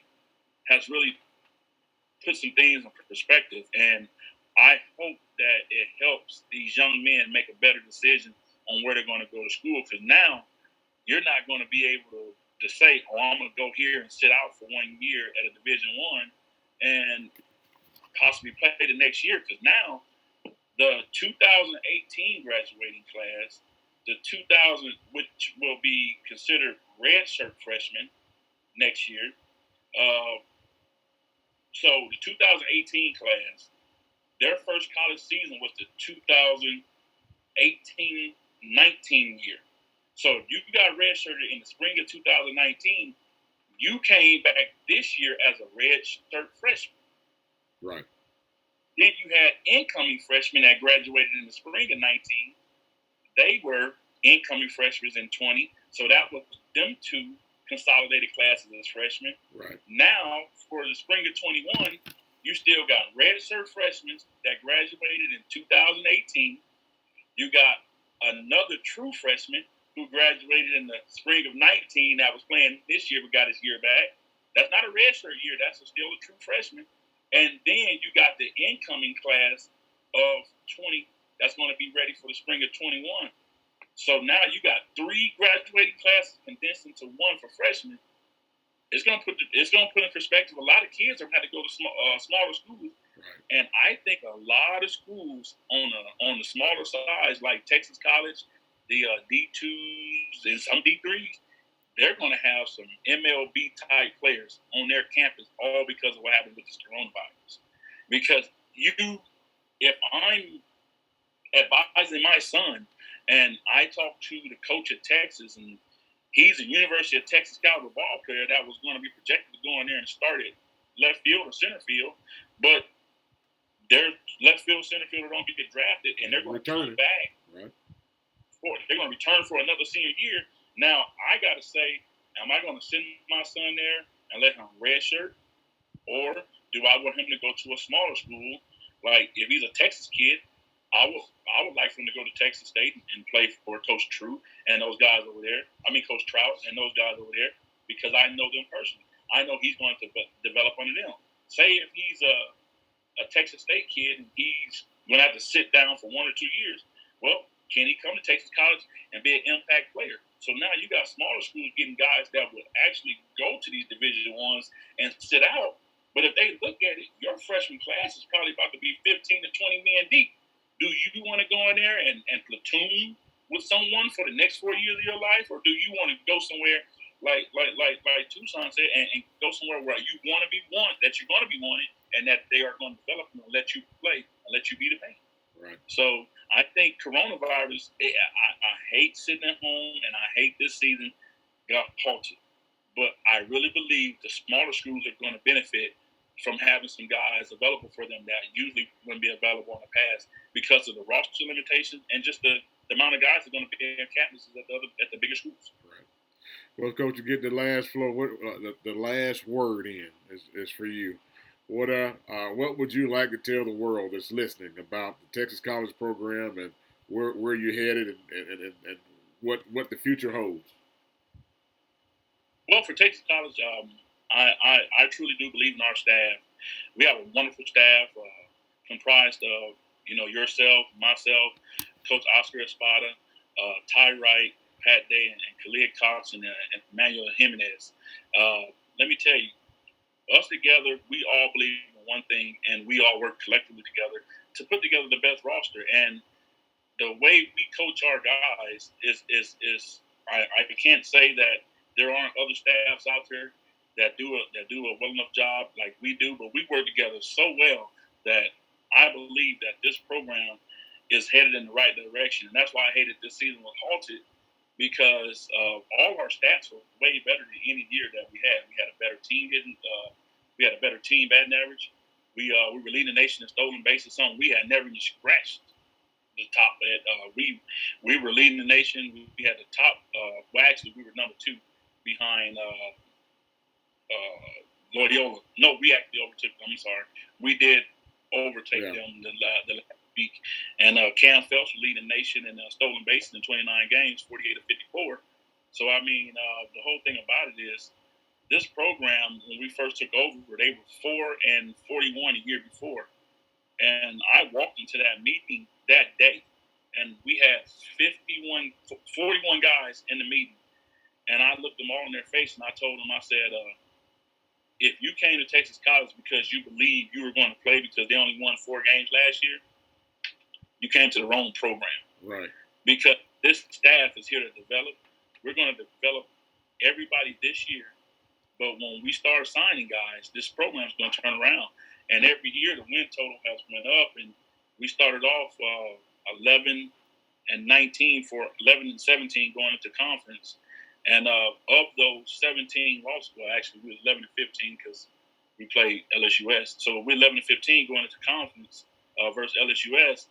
And we lost 7 one-run games. 6 of them was walk-offs. And in the past, we had never lost games like that. You either lost to us or you beat us bad. And I had told the guys that our pitching staff was going to be way better than it had been any other year.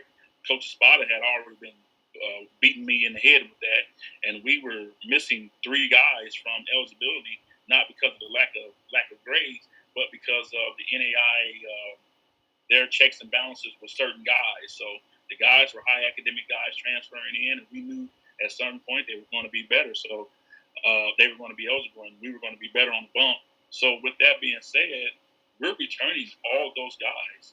And we're not changing the way we practice. We're not changing the way we live. We're not changing the way we go about academics. I don't believe in trying to reinvent the wheel. But we get one steady way, and it's the TC way. And we are going to brand the land, getting better every year. And at some point, we're going to turn over and be one of those top programs. But you just can't turn over and be a top program overnight. Like I tell people, when I see coaches get fired in 2-3 years, that's not being fair to that coach.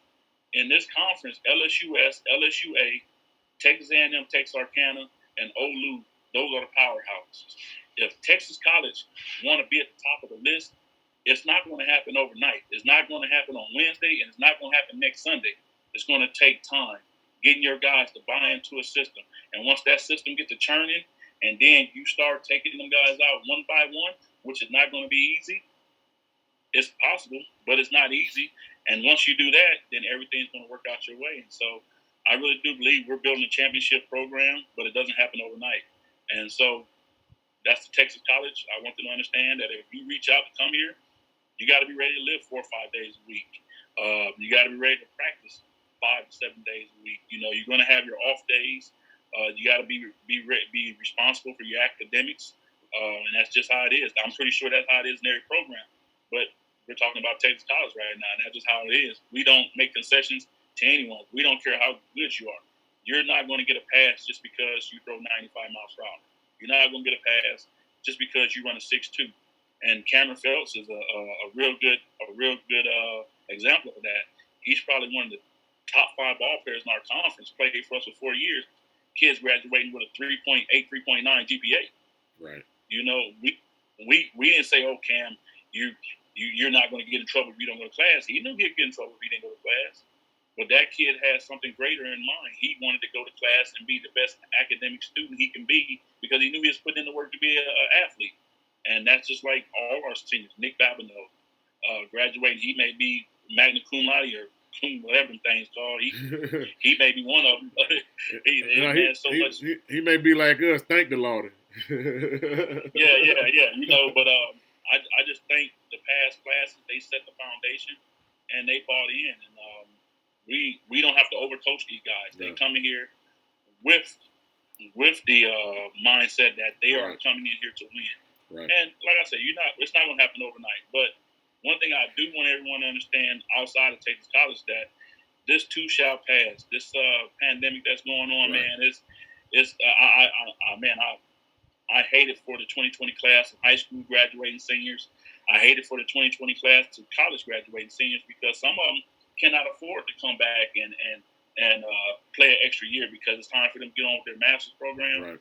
But don't worry, man. Just communicate with your family. Yes, this is an unfortunate thing that happened, but let me tell you something. We all are going to see a better day than what's going on right now.